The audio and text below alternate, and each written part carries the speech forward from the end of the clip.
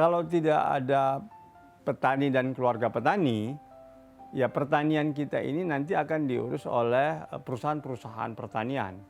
Kalau itu yang terjadi, akan terjadi yang masalah serius bagi lingkungan hidup kita dan manusia.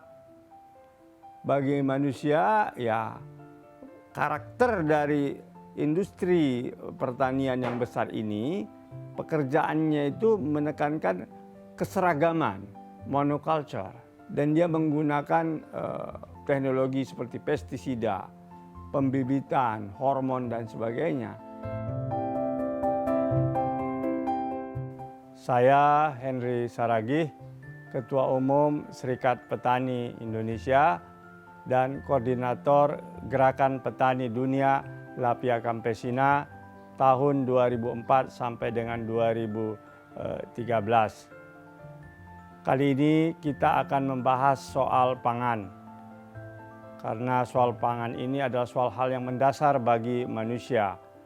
Karena kita ketahui sampai hari ini ya masih banyak orang baik di Indonesia maupun di tingkat dunia yang belum terpenuhi kebutuhan pangannya di tengah kemajuan kehidupan yang ada sekarang ini.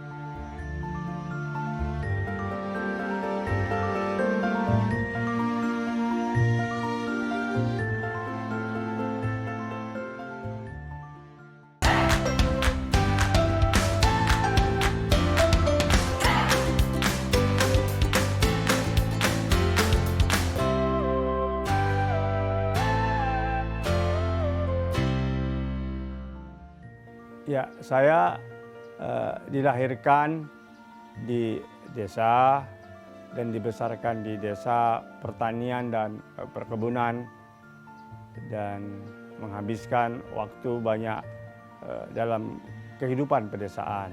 Ya. Bertani bersama dengan orang tua. Kemudian saya kuliah di Universitas Sumatera Utara di Fakultas Ilmu Sosial Ilmu Politik. Bersama teman-teman saya, selain rajin kuliah, saya katakan, kami membuat forum diskusi. Forum diskusi membahas tentang bagaimana membangun kehidupan masyarakat di pedesaan. Maka kita perlu melakukan sesuatu untuk langsung ke masyarakat desa. Nah, dari situ terus berkembang ya tentang mengapa terjadi kemiskinan di pedesaan. Dan kita menemukan bagaimana di desa yang bahan makanan sebenarnya ada, bisa diproduksi maupun disiapkan oleh alam sendiri, yaitu hilang ya. Nah, dari situlah kita akhirnya merumuskan sebuah jalan, wah ini perlunya diperkuat petani, perlunya dibangun organisasi petani yang mengurusin bagaimana petani punya tanah, bagaimana petani memproduksi bahan makanan ya untuk dirinya dan juga bagaimana membangun kehidupan di pedesaan ya supaya orang punya pekerjaan di desa dan punya kehidupan yang baik di pedesaan. Kita melakukan itu secara alamiah natural saja. Ya, jadi dan konsisten sebenarnya. Jadi memperjuangkan kehidupan petani dan dalam hal ini kita juga merasa diri kita menjadi petani itu sendiri ya, jadi ya memang kita harus memperjuangkan tanah kita, pangan kita, kehidupan kita ya, sungai-sungai yang baik ya, rumah yang baik di desa, pendidikan yang baik, sekolah yang baik. Dan tahun 2001 kita perjuangkan, di tahun 2018 lalu di bulan Desember, PBB sudah mengeluarkan deklarasi PBB untuk petani dan orang-orang yang bekerja di pedesaan. Gagasannya tentunya gagasan koperasi. Kita menyadari bahwasanya kita bisa hidup dengan nyaman, dengan senang, ya di dunia ini dengan bersama-sama. Karenanya harus kita bangunlah koperasi ini.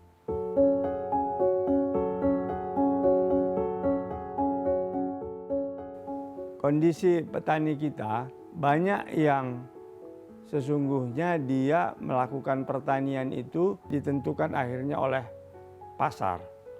Bertani misalnya dia tanam kelapa sawit. Dari tanam kelapa sawit akhirnya dia beli beras, beli sayur-sayuran. Kalau padi yang kita tanam sendiri kan otomatis kan hasilnya lebih banyak dan kualitasnya lebih baik. Ya, kalau tidak ada petani dan keluarga petani, ya pertanian kita ini nanti akan diurus oleh perusahaan-perusahaan pertanian, industri-industri pertanian. Ya. Dan itu sebenarnya sudah terjadi di sebahagian, ya.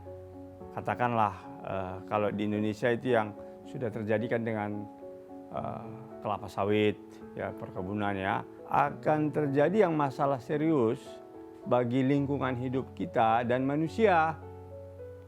Bagi manusia, ya karakter dari industri pertanian yang besar ini, pekerjaannya itu menekankan keseragaman, monoculture, dan dia menggunakan teknologi seperti pestisida, pembibitan, hormon dan sebagainya. Nah, ini yang akan mengancam manusia itu sendiri dan alam ini. Kalau dia makan padi, beras, ya, yang banyak menggunakan pestisida kimia, itu pasti akan berefek bagi tubuh manusia yang memakannya. Jadi hari ini sesungguhnya pangan dunia itu masih 70% tergantung kepada petani dan keluarga petani. Dan karenanya PBB mempromosikan sekarang ini dekade tahun keluarga petani. Dan mempromosikan yang namanya agroekologi, yaitu pertanian yang ramah lingkungan. Kedaulatan pangan ini intinya adalah agar tiap-tiap masyarakat, tiap-tiap negara, dia punya kekuasaan, wewenang untuk mengatur kebijakan pangannya. Dia bisa memproteksi pangannya, dia bisa melindungi petaninya, keluarga petaninya, tidak sepenuhnya tergantung kepada aturan-aturan internasional sekarang ini yang cenderung mendorong liberalisasi. Di bawah organisasi perdagangan bebas sekarang, memaksa negara-negara semua di dunia ini untuk membuka pasar pangan dalam negerinya. Jadi Indonesia, meskipun kita bisa memproduksi beras dan surplus, kita tidak boleh ya melarang impor beras ke Indonesia. Itulah di bawah organisasi perdagangan dunia tersebut. Nah, kita bilang nggak boleh begitu. Harusnya tiap-tiap negara punya kedaulatannya, boleh mengatakan tidak impor kalau dia memang tidak perlu. Dan itu kita dorong lahirlah Undang-Undang Pangan nomor 18 tahun 2012. SPI telah mendorongnya itu. Ya. Dan kita juga sudah mendorong Undang-Undang Perlindungan Pemberdayaan Petani nomor 19 tahun 2013 supaya Indonesia itu bisa berdaulat pangannya. Masalahnya karena tekanan-tekanan dari PBB tadi, tekanan-tekanan dari Organisasi Perdagangan Dunia tadi, nah adalah juga undang-undang lagi yang dikeluarkan melemahkan undang-undang pangan tersebut. Itu yang menjadi soal di kita sekarang. Ya, jadi satu sisi memang mendorong dibangunnya kedaulatan pangan di negeri kita ini, tapi satu sisi ada tekanan dari luar supaya jangan dibangun kedaulatan pangan di negeri kita ini. Nah, lahirlah berbagai peraturan-peraturan, undang-undang yang ya tidak cocok dengan ini. Itu yang menjadi soal bagi kita. Saya pikir selain dari pemerintah, kita ya petani, ya produsen pangan, dan juga konsumen. Ya, konsumen kita mulai harus paham dia bukan sekedar makan, tapi dia harus tanya apa yang dia makan, apa kandungannya, dari mana makanan tersebut, ya, dan bagaimana diproduksi, menjadi sebuah gerakan bersama.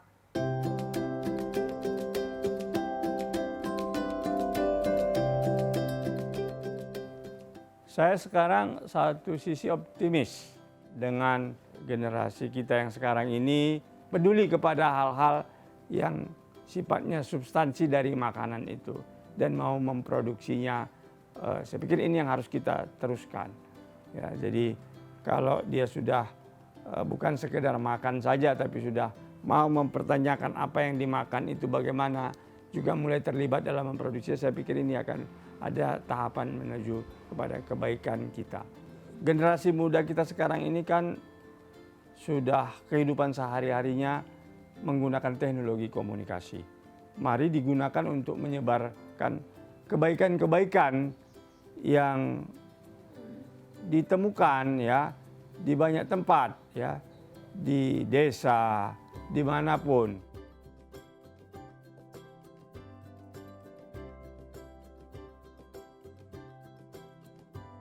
Pemirsa Dai TV yang baik, demikianlah bincang-bincang kita. Semoga apa yang saya sampaikan ini bisa bahagian dari upaya untuk menebar kebaikan bagi kehidupan kita ini. Terima kasih, sampai jumpa di lain kesempatan.